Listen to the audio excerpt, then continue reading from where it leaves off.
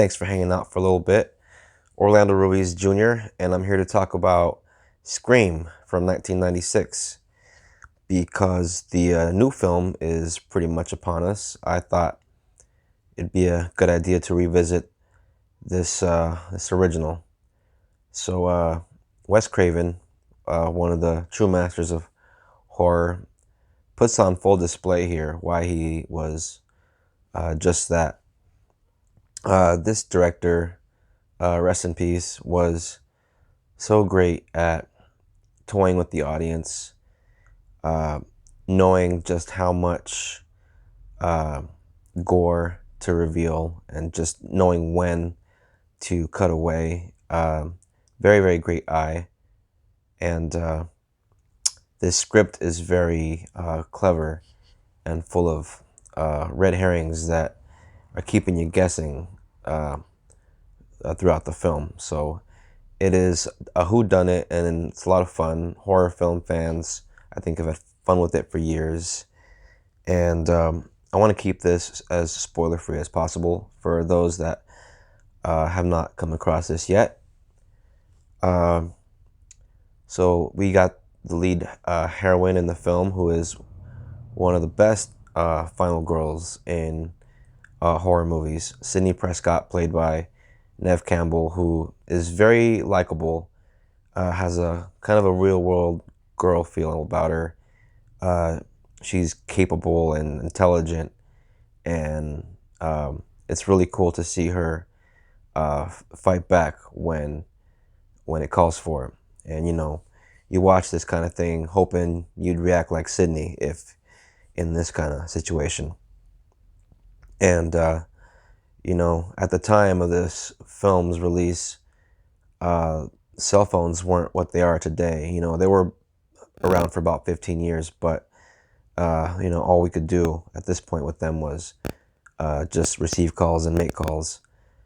So the idea of somebody threatening you and calling you, just being able to do that from anywhere and you wouldn't know from where, it could have been from anywhere. This was very new back in 96, which, I think audiences took a second look at technology, and, like a couple years later we had, caller ID, they say as a result of this film. I don't know if this is true. It's kind of an urban legend, I guess. But yeah, this is a very taut film, very well-paced. About midway through the movie, you sort of, a gorehound will start to wonder, hey, it's been a while. When's the next kill? But the filmmakers are aware of that. So before you know it, the next kill is there, and they're all pretty inventive. And this movie has a hell of a sense of humor, which borderlines sometimes on horror comedy. So the debate of whether this is more horror comedy or straight up horror, it's been talked about for a while, and it's even debated whether or not this is even scary or not. Personally, I think this still holds up. The first 10 minutes of this film are a true gut punch, still. And I remember back in 96, December of 96, getting out of Beavis and Butthead Do America, laughing my ass off the whole time with my cousin. And we were waiting for our ride, and we decided to go into one of the auditoriums in the meantime before our ride got there. So all the seats were packed, and it was Scream. It was about to start. And the only place we could sit down was in the very front. So while we were waiting for our ride, we sat down and watched the beginning of this film. As we were sitting down, the Demention opening logos come up, and the music was so loud. They turned it up way louder, I feel, back in the day than nowadays. It felt like a concert. And the titles came up, that loud sound when the title hits. And about 10 minutes into it, we both turned to each other with our jaws on the ground and all that. And then we get beeped, we had beepers back then. and our ride was there. We had to go. I was just 13, and I hadn't gotten through a horror film from beginning to end in the theater at this point. So I thought, you know what, I gotta come back and check this out. And so a week later we did, and it was the first horror film I was able to experience from beginning to end in a theater. So this will always have a special place in my heart because of that. And it is a basic, just I guess, killer with a knife movie, which isn't in and of itself that original. But I think what makes this movie original, besides the way they incorporate the cell phones and everything and give it the spin on the cell phone, is the way they used real life movie references with these characters. Nowadays, the term, the whole meta thing is very common and played out, but there was a time when they would bring up like fake movies and stuff, and movies and TV shows, and they'd make up movies to talk about because they couldn't get the rights to them and stuff. But Wes Craven, it's so genius the way he threw so much love at other franchises and horror films of the past. There's great references to Silence of the Lambs and Psycho and his own franchise, the Nightmare films, and even the Friday the 13th films and Halloween films, and just so much admiration for the genre that horror fans, I think, appreciate, and probably one of the many reasons why we continue to come back to this movie and why it's so damn rewatchable. And all of that sort of it kind of adds, I think it lends itself to the film as another layer of realism, because all these people watched all the films that we watched, that the audience has watched. So, it makes it feel all the more a little more real, therefore adds a little bit more of a scare factor in the film. So, and plus you get a great Linda Blair cameo. Linda Blair from The Exorcist, Regan. So, that's always a little treat and a nice little bit. She's the one yelling at Neve Campbell, people want to know, they have a right to know. How does it feel? And not my best, Linda Blair. And not an impressionist. And there are some really good moments of humor, thanks to the great cast. They're very likable and energetic and just, kind of spontaneous. And, Matthew Lillard is kind of bouncing off the walls in this movie, and, a lot of fun to watch. And, Jamie Kennedy, he has his funny moments. He's great as the rules guy. And, David Arquette is very likable and, just such well written characters. I don't know if they were that well written on the page. Maybe the actors brought most of that to their parts. I don't know, but they made characters that you cared about, and that's something that you don't get very often in a slasher movie. Many times characters are, fodder for, they're just there to be slaughtered, basically. And this movie has characters like that too, but there are characters in certain films that you just want to keep wanting to revisit over and over, just because they're so much damn fun. And some pretty cool scenes of just hanging out. And sometimes those movies where there are scenes like that, like Dazed and Confused and Jackie Brown, where there's a lot of hanging out scenes.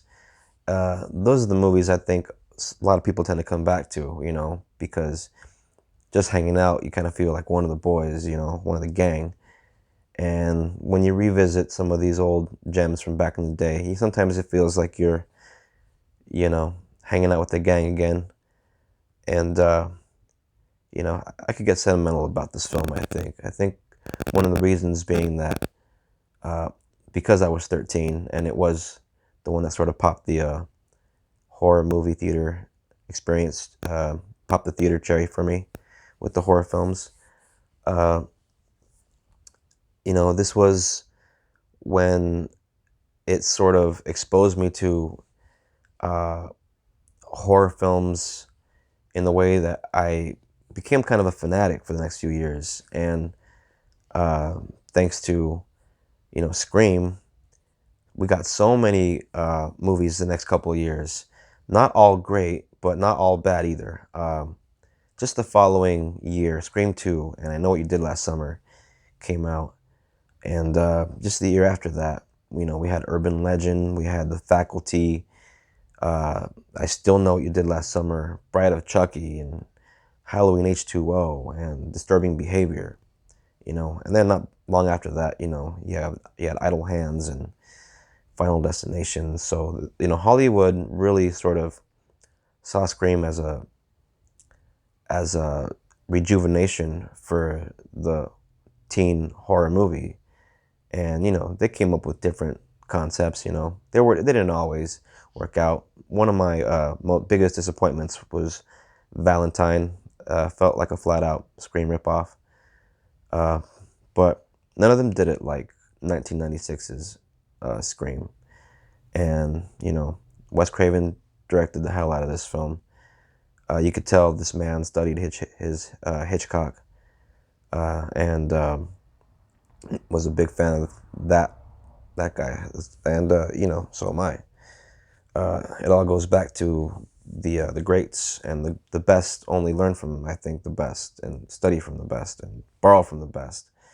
And I think Wes definitely did that because it shows the way he would build suspense. And there are a lot of great tense moments in this film. I think still hold up. So yeah, it could be debated whether or not it's scary or not. Some people could watch Chainsaw Massacre for the first time and, I guess not bat an eye, but, scared the shit out of me the first time I watched that film. So, everybody's different. Everybody has different barometer of when they get the tingles. But, yeah, I think anyone that is getting into horror, this is a great one to start with. Or, you could work your way up to it. Watch some Freddy and Jason and Chucky movies, and Michael Myers movies.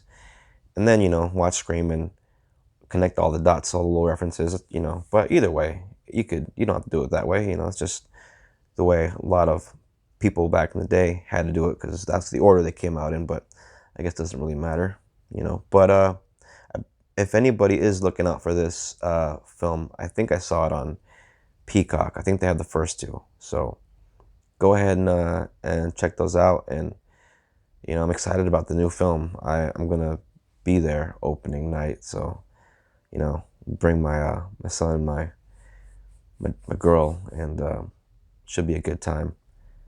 And here's hoping it's good, because it's Scream. We want it to be good. And yeah, if you guys are, going to be on the lookout for these, be sure and subscribe, hit that bell, and if you want to like and comment and share and all that stuff, it's all good. If you want to comment on anything in particular, doesn't really matter. I don't have any, preference, but, it would be cool actually, now that I think about it. How about, let's do this. I'd like to know, what did you think the first time you watched this movie? Did you like it? Did you not care for it?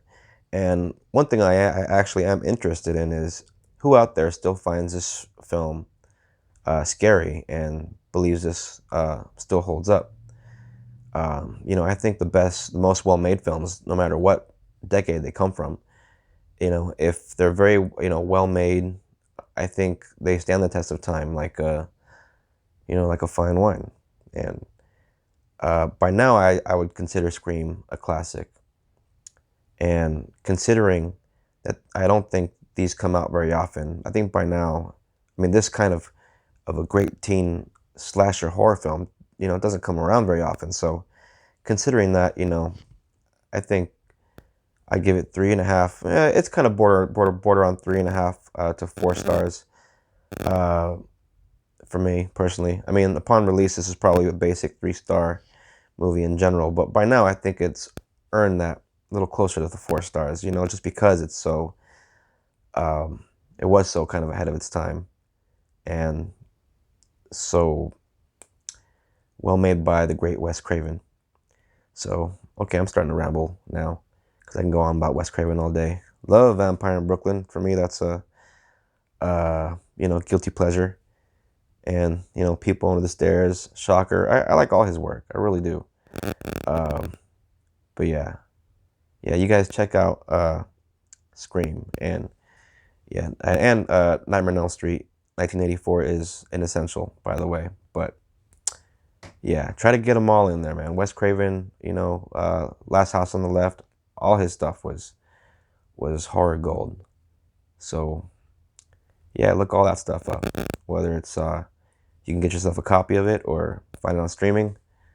Good times, good scary times, especially in October. But yeah, I'm gonna go ahead and see what else I got lined up and get ready for the next one. So see y'all later. God bless. Don't stab anybody. It's all fake, right? It's just a movie. No stabbing peoples. All right, peace.